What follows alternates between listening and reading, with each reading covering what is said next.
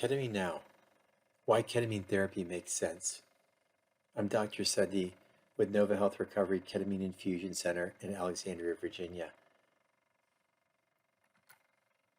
The mental health journey is long. I'm certain you've tried a lot of different therapies and have failed numerous therapies so far. Do you feel like you're on a hamster wheel of mental health medications, trying one after the other? When one stops working, you go on to the next, and you keep moving on and on, if any of them worked at all in the past. We know that traditional medications produce remission of depression in about a third of patients. And 1/3 of all the patients actually have treatment resistance, having failed 2 or more antidepressants in the past. Have you been trying medication after medication in the same class and yet still felt poorly on so many different levels?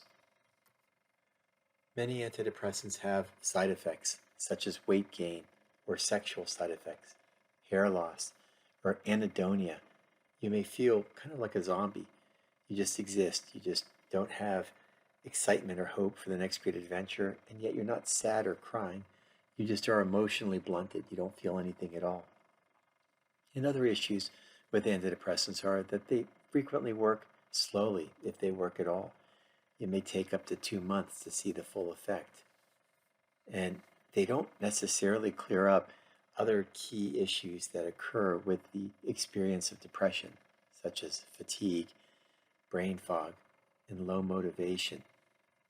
They don't really increase mental health wellness factors such as self-esteem or sense of hope or increasing happiness.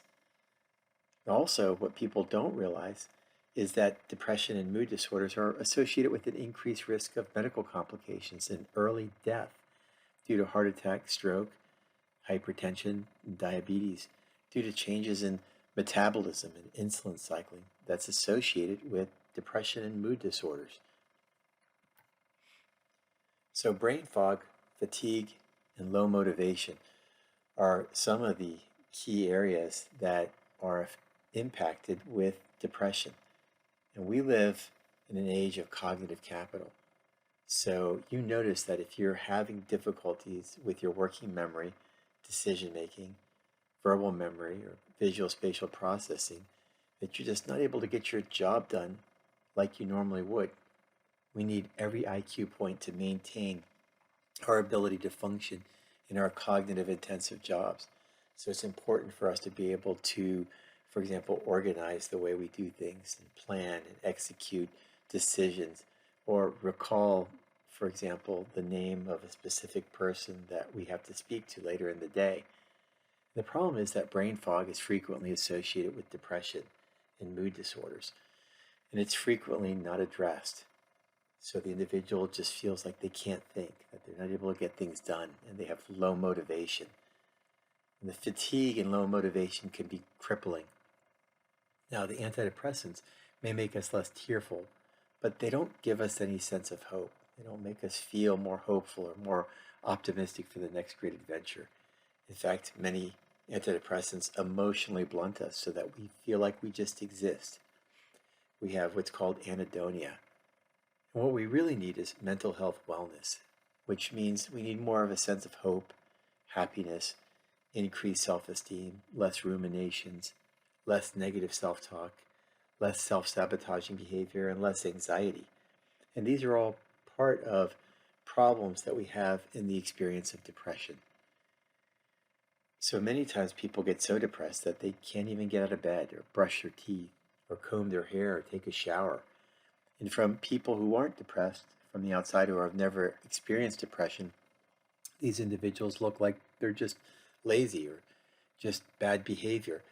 But the reality is that there's true changes in the neural circuitry that make an individual feel unable to move, to see the reward, the value of actually taking care of themselves. And depression robs us of any sense of motivation, and it damages our ability to have what's called delayed discounting. That is, to see the value of doing something now for something later. So, for example, if we brush our teeth, today we'll basically save our teeth so that we can chew a steak in 2 or 3 years. but that's 2 or 3 years from now. And when you're depressed, you're really more likely going to respond to a reward that happens right now.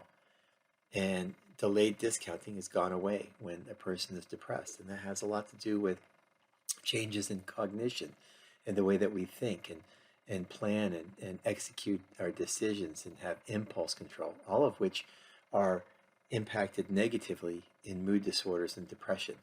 So depression isn't just about sadness and crying and tearfulness. It's primarily about cognitive loss and changes in our brain circuitry. Depression is neurodegenerative. There are actually changes in brain volume in key areas, and this is what robs us of our cognition and happiness and functionality.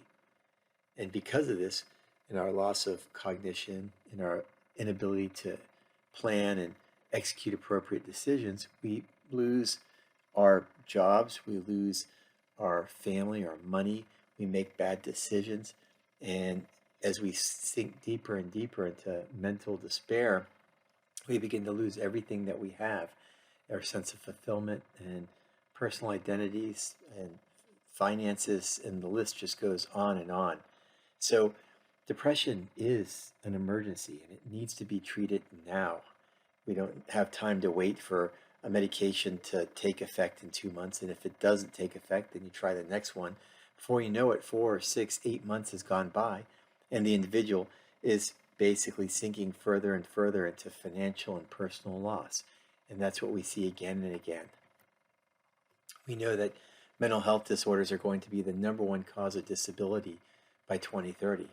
An estimated 21 million adults in the United States has had at least one major depressive episode. And we know that the annual prevalence of treatment-resistant depression is about 2.8 million adults, or 1.1% of the US adult population. Of course, depression is associated with suicide, suicidality.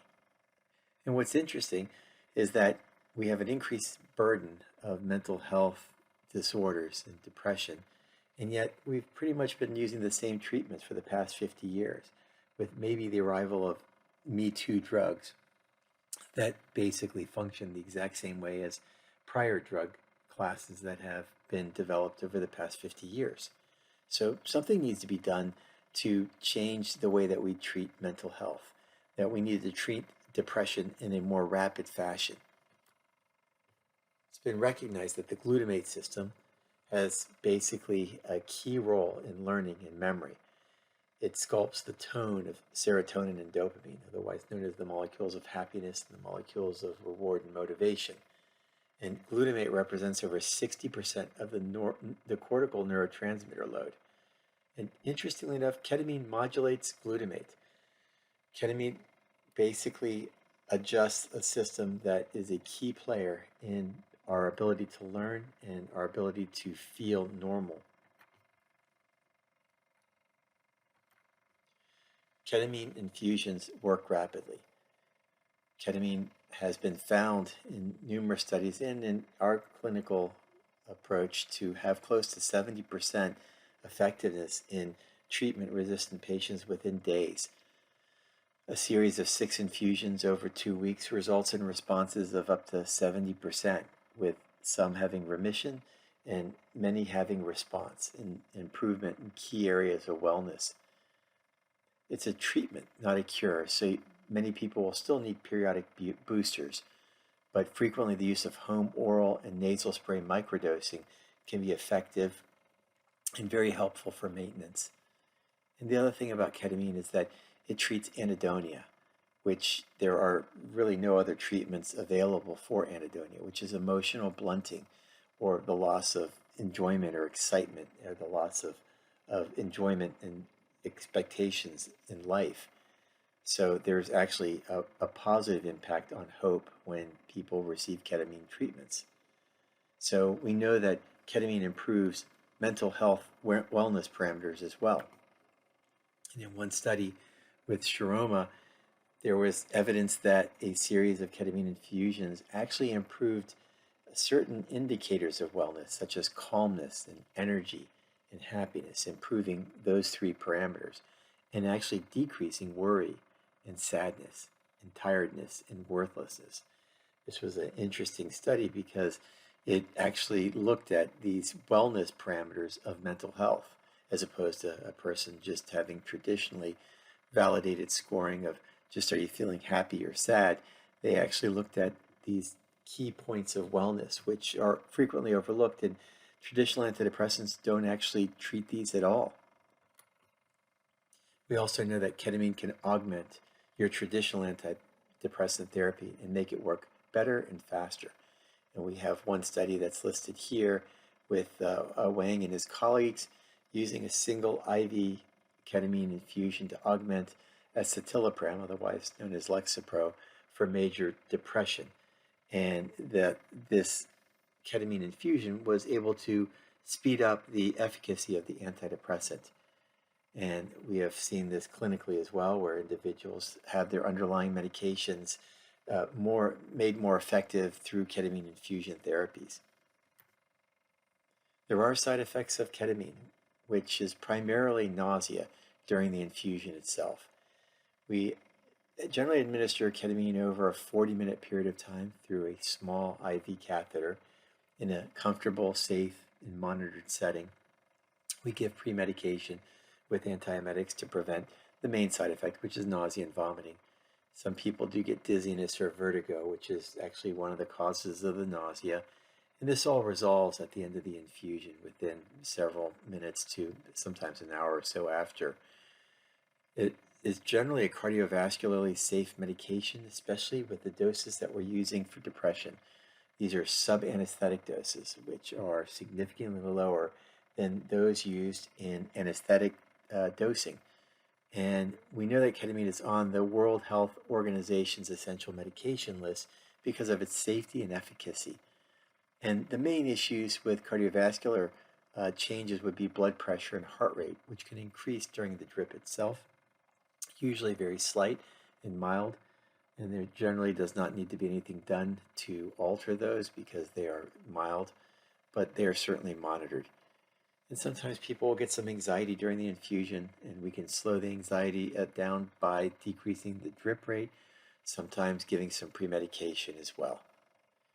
There is always the concern over abuse and misuse and addiction with any type of medication, and ketamine included, but there is no true withdrawal syndrome associated with ketamine use. And again, ketamine is monitored and utilized in a prescriptive type manner, so it is definitely monitored closely. But again, abuse and misuse is extremely rare. We do use ketamine therapies also for addiction purposes, such as alcoholism and even opiate use disorder, especially with patients with post-acute withdrawal syndrome, and also those who basically need to rewire their drinking memories. So there is actually a positive impact of ketamine therapies for addiction. Now, as far as results, you'll see results from ketamine therapies within hours to days. Generally, by the fourth infusion, most people are starting to see significant improvements based on medically validated scoring systems. And over 70% of patients have some response, if not remission, by the end of the 6 infusions. And the purpose behind 6 infusions is to basically augment the effectiveness of ketamine infusions, consolidate it, and allow for remission to last longer, or for the effectiveness to last longer. Generally speaking, we expect that after a series of 6, most individuals will have several weeks of improved mental health, and then may require an infusion or a booster infusion somewhere between 3 and 4 weeks later. And in between, from Nova Health Recovery, we generally use microdosing of oral and intranasal ketamine in the home front, used in a prescriptive manner. So ketamine produces neuroplasticity. It actually repairs neural circuitry through the formation of new synapses and dendritic spines. Basically, in any case of depression or stress, medical illness, or other types of stressors, the nervous system actually will lose small, tiny knobs on neurons called dendritic spines. It will lose connections called synapses, where one neuron connects to the other. This loss of connectivity results in loss of neural connections and neural circuitry, which causes an individual to lose the ability to think clearly and plan and have executive functioning normally. And this is where we start to see cognitive loss. So ketamine produces neuroplasticity, and it repairs synapses, and it repairs neural circuits. And there are some studies demonstrating some improved cognition with ketamine infusions. So the real question about ketamine is, why aren't you receiving it now? It's a rapid treatment for depression. And if you have a mental health crisis, it should be seen as an emergency and treated now. After all, every moment that goes on that you're not treated to the maximum amount, it's almost like having a heart attack where you're losing part of your heart. You technically are losing part of your brain because of neurodegeneration, and also the increased risk of metabolic complications such as heart attack and stroke that occur over time in untreated individuals or poorly treated individuals with depression and mental health disorders. Likewise, you're losing your career, you're losing your family, you're losing your sense of fulfillment and hope. So these are all crises, and this is something which affects a significant proportion of the population. So rather than just suffering, it seems that an individual might want to move a little bit faster with their treatment and augment their current therapies. And that's where ketamine steps in. It's a new treatment. It's been around as a medicine for over 50 years. It is an extremely safe medication used in very low doses to treat mood disorders. And it's found efficacy in a consistent and robust manner in numerous studies, with up to 70% of patients having remission or significant improvement within days of their administration of ketamine.